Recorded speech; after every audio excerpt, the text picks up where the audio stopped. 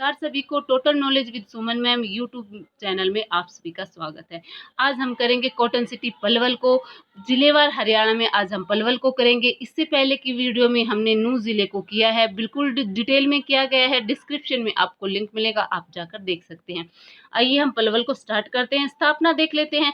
13 अगस्त 2008 को 21वें जिले के रूप में पलवल जिले को बनाया गया था और इसे फरीदाबाद से अलग करके बनाया गया था। क्षेत्रफल कितना है? 1359 वर्ग किलोमीटर पलवल का क्षेत्रफल है। लिंग अनुपात 880 है और साक्षरता दर अगर पूछी जाए तो आपकी साक्षरता दर 69.32% आपकी साक्षरता दर है पलवल की। और साक्षरता दर में जो पलवल जिला है वो निचले पायदान से चौथे नंबर पर आता है, लास्ट से चौथे नंबर पर। सबसे कम मेवात की है, फिर मेवात से ज्यादा फतेहाबाद की है, फतेहाबाद से ज्यादा सिरसा की है और सिरसा से ज्यादा पलवल की है। तो लास्ट से चौथे नंबर पर पलवल जिला साक्षरता दर में आता है। जनसंख्या की बात की जाए तो 10,42,708 जनसंख्या है पलवल की। जनसंख्या घनत्व 767 व्यक्ति प्रति वर्ग किलोमीटर जनसंख्या घनत्व है और जनसंख्या घनत्व में आपका जो पलवल जिला है वो चौथे नंबर पर आता है। सबसे ज्यादा जनसंख्या घनत्व आपके फरीदाबाद का है। फरीदाबाद के बाद गुरुग्राम का नंबर आता है और गुरुग्राम के बाद पानीपत का नंबर आता है और पानीपत के बाद पलवल जिले की जनसंख्या घनत्व का नंबर आता है। तो जो पलवल जिला है वो जनसंख्या घनत्व में चौथे नंबर पर आता है। तहसील, उपमंडल और विधानसभा सीटें, पलवल, होडल और हथीन, ये 3 तहसीलें हैं। उपमंडल और विधानसभा सीटें भी हैं और जो होडल है वो एससी रिजर्व विधानसभा सीट है। उप तहसील पर आते हैं, हसनपुर और बहीन है, ये 2 आपकी उप तहसीलें हैं पलवल की। प्राचीन तथ्य देख लेते हैं। देखिए भाई, हम हिस्ट्री की बात करें तो हमने फरीदाबाद जिला किया है, उसी में आपके पलवल की हिस्ट्री भी आएगी क्योंकि पलवल उस टाइम फरीदाबाद का ही हिस्सा था। ठीक है, तो आप उस अगर आपको हिस्ट्री जाननी है तो हरियाणा की जो पलवल की हिस्ट्री जाननी है तो आप फरीदाबाद जिले को देख सकते हैं। मैं डिस्क्रिप्शन में आपको लिंक दे दूंगी, आप देख सकते हैं। पलवल है वो दानव पलम्बासुर की राजधानी बताई जाती है। आईने अकबरी के अनुसार प्रारंभिक आर्य परंपराओं के वर्णन में पलवल का जो नाम है वो अपलव पाया गया है। ध्यान ये रखिएगा कि पलवल का नाम अपलव किसमें पाया गया है? आईने अकबरी में पाया गया है। जनश्रुति के अनुसार जो पांडवों ने अज्ञातवास के समय पलवल में रहते थे, जो 1 साल 13वां जो साल अज्ञातवास का चला था, 1 साल पांडवों का, उस समय कुछ टाइम के लिए पांडव पलवल में भी रहे थे। पलवल का एक गांव है आहारवन, उसका वर्णन है वो भगवत गीता में की कथाओं में भी मिलता है। ध्यान रखिएगा, पूछा जा सकता है भगवत गीता में पलवल के किस गांव का वर्णन मिलता है या आहारवन जो गांव है उसका वर्णन किस ग्रंथ में मिलता है, किसी भी तरह से क्वेश्चन पूछा जा सकता है। पलवल की तहसील हुई है हथीन। उसके बारे में कहा जाता है कि हथीन में जो हाथियों के समूह का हाथी थे उनके समूह विचरण करते थे। यहाँ पर भाई काफी वन थे और हाथी समूह में यहाँ पर घूमते थे, इसलिए जो हथीन है ना उसे हस्तीन कहा जाता था पहले। और महाभारत काल के बाद होडल में ओड जाति के लोग आकर रहते थे, इसलिए होडल को पहले ओडल कहा जाता था। अब आते हैं आधुनिक हरियाणा की बात कर लेते हैं। जब गांधी जी रोल्ट एक्ट के विरोध में जो सम्मेलन हो रहा था जलियांवाला बाग में, उसके लिए जब आ रहे थे तो अंग्रेजों ने 10 अप्रैल 1919 को गांधी जी की पलवल रेलवे स्टेशन पर पहली राजनीतिक गिरफ्तारी की थी।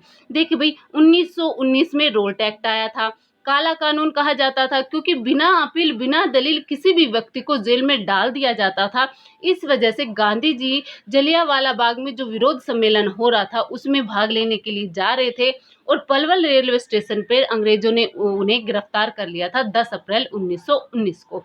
और ये इनकी पहली राजनीतिक गिरफ्तारी थी, बहुत इंपॉर्टेंट है, ध्यान रखिएगा। दूसरी बात अगर पूछ लिया जाए गांधी जी को राष्ट्रपिता किसने कहा था सबसे पहले, तो सुभाष चंद्र बोस जी ने सबसे पहले राष्ट्रपिता कहा था। और गांधी जी को महात्मा सबसे पहले किसने कहा था, तो महात्मा आपका रविंद्रनाथ टैगोर जी ने महात्मा कहा था गांधी जी को सबसे पहले। और जब इन्हें जेल में डाला गया था, वहां से भाई पकड़ा गया था पलवल से, तो उसी स्मृति पर सुभाष चंद्र बोस जी ने 1938 में गांधी ग्राम सेवा आश्रम का पलवल में नींव रखी थी। किसने? सुभाष चंद्र बोस जी ने। आगे देखते हैं, लाल बालू पत्थर की यक्ष और यक्षिणियों की जो मूर्तियां हैं वो आपकी पलवल जिले से मिली हैं। हरियाणा के पहले जेल सत्याग्रही हुए हैं लाला मुरलीधर जी। इनका जो जन्म स्थल है वो पलवल है। अगर कर्म भूमि की बात करते हैं तो वो आपकी अम्बाला है। इन्हें grand old man of Punjab के नाम से जाना जाता है और ये भाई इनका जो संबंध है वो पलवल से है। 1886 में जो कांग्रेस की पहली शाखा अम्बाला लाई गई थी वो लाला मुरलीधर जी के प्रयासों से लाई गई थी और इनका संबंध पलवल से है। अगर कर्म भूमि की बात करें तो वो अम्बाला है और अंग्रेजों ने इन्हें केस हिंद और राय बहादुर की उपाधि दी थी लाला मुरलीधर जी को और इनका संबंध पलवल से है, ध्यान रखिएगा। अब और महत्वपूर्ण जानकारियां जान लेते हैं पलवल के बारे में। पलवल जिला है वो कपास के व्यापार के लिए प्रसिद्ध है। देखिए भाई, कपास का उत्पादन सबसे ज्यादा पूछा जाए तो वो आपका सिरसा जिला आएगा। कपास के उत्पादन में सिरसा जिले का पहला स्थान आता है, लेकिन यहाँ पर कपास का व्यापार अच्छा होता है। यहाँ कपास की मंडियां अच्छी हैं, व्यापार अच्छा होता है, इसीलिए पलवल को कॉटन सिटी कहा जाता है। पलवल है, पलवल में शक्कर और साइकिल उद्योग के लिए प्रसिद्ध है। वहां पर शक्कर के और साइकिल उद्योग अच्छा होता है भाई। पलवल का एक प्राचीन गेट है मीनार गेट और उसे पलवल का प्रवेश द्वार कहा जाता है। ध्यान रखने वाली बात है, किसका? मीनार गेट को प्राचीन भाई हरियाणा का पलवल का प्रवेश द्वार कहा जाता है।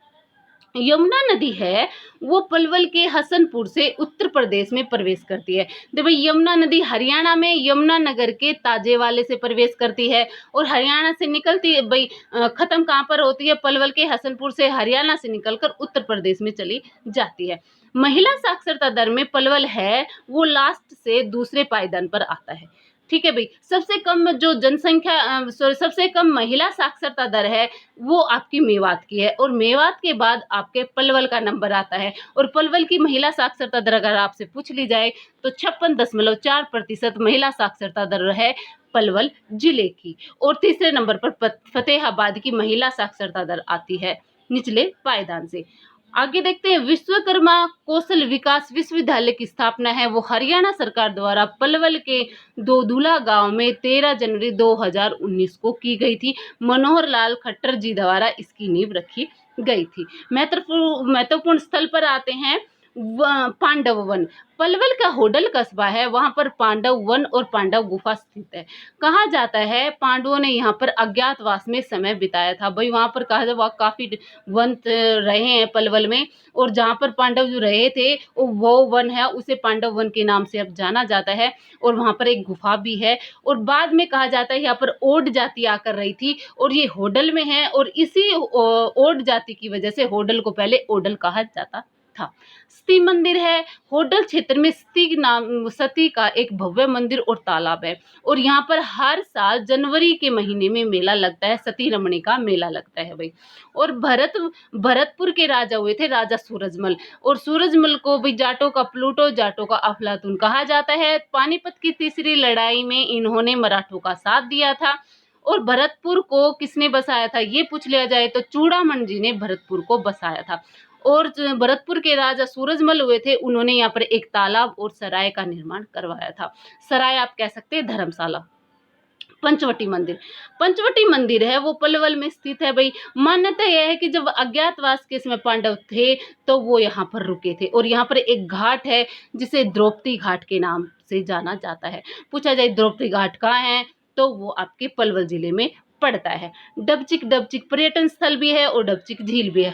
जो पलवल का होडल शहर है उसके दिल्ली आगरा जो राष्ट्रीय राजमार्ग जा रहे हैं वहां पर पलवल पर्यटन कॉम्प्लेक्स और डबचिक पर्यटन कॉम्प्लेक्स और डबचिक झील स्थित है।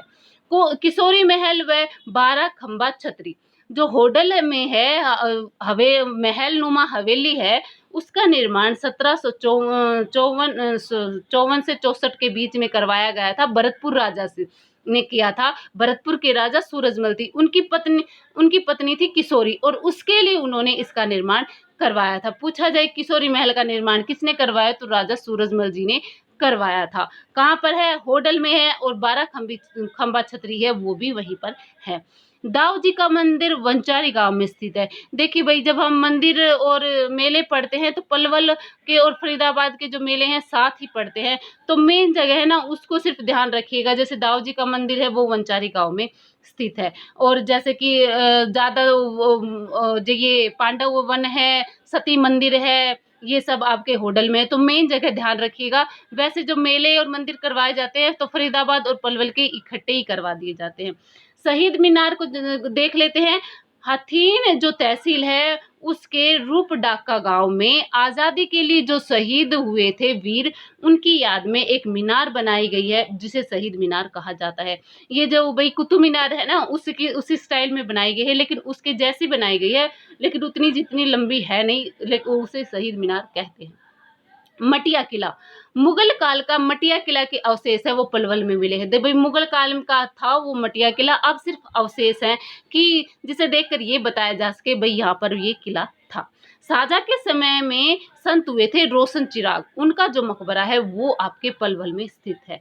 पलवल में शहाबुद्दीन की ईदगाह स्थित है जिसका निर्माण 1211 में हुआ था। 1211 में जब मुगल वंश चल रहा था तो वह शहाबुद्दीन की भाई दरगाह बनाई गई थी, कहाँ पर, पलवल में। राधा कृष्ण मंदिर है वो आपके पलवल के होडल में स्थित है। झीरी वाले बाबा का मंदिर है वो पलवल के मंडकोला गांव में झीरी वाले बाबा नंददास जी का जो मंदिर है वो वहां पर है। और ये भैया दूज जो दिवाली के 2 दिन बाद जब भैया दूज आती है, भाई दूज आती है, उस टाइम वहां पर मेला लगता है। महत्वपूर्ण व्यक्ति तो देख लेते हैं। सुनील लांबा जी पूर्व नौसेना प्रमुख हुए हैं सुनील लांबा जी, और इनका संबंध है वो पलवल के अमरपुर गांव से है। ये पलवल के अमरपुर से संबंध रखते हैं सुनील लांबा जी। हमने आज ये पूरा पलवल जिले को कंप्लीट किया है। अगर आपको वीडियो अच्छी लगी हो तो लाइक कीजिए, शेयर कीजिए, कमेंट कीजिए, और चैनल पर नए हैं तो सब्सक्राइब कर लीजिएगा। धन्यवाद।